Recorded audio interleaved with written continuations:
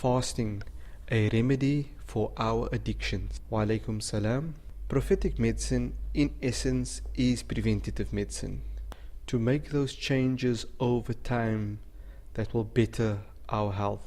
The month of Ramadan holds many health benefits, but without a doubt, the biggest benefit that the month of Ramadan holds is that it provides a perfect training ground to change our habits, to change our bad habits, and to adopt more beneficial ones from the prophetic traditions.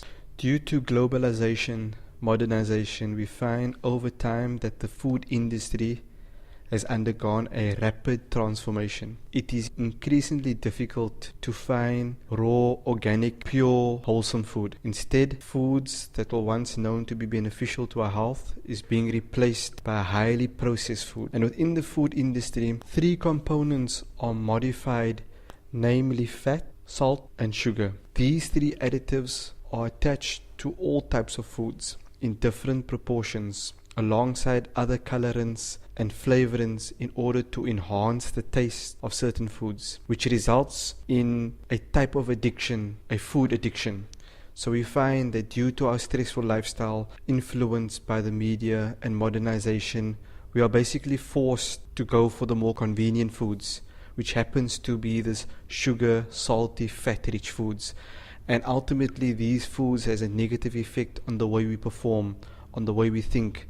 It leads to lifestyle diseases, to obesity, diabetes, cholesterol, high blood pressure, and the list goes on. And if we try to adopt a certain type of diet, avoid these types of cravings out of the month of Ramadan, we find it to be very difficult. However, in the month of Ramadan, due to the fact that everybody fasts together and we have this frame of mind that's committed to discipline, and we avoid food throughout the day, by choosing the correct foods at iftar and suhoor time, we can actually eliminate these cravings. For when the body undergoes a mild type of starvation, it craves for nourishment as opposed to excessive types of food. So it craves for the needed proteins, the carbs, the good fats. And when we replace these cravings, with nutritious food, we can actually strengthen our willpower to overcome this. And by doing it over a month period, by the end of the month, we could lessen the need for these types of foods in our lives. Nutrition wouldn't be the only aspect of our lives that can be enhanced or bettered during the month of Ramadan. The bad habit of smoking as well. As we know, sufficient evidence is available in medicine to show the harmful effects of smoking. However, the information is so widespread that we have become desensitized to it.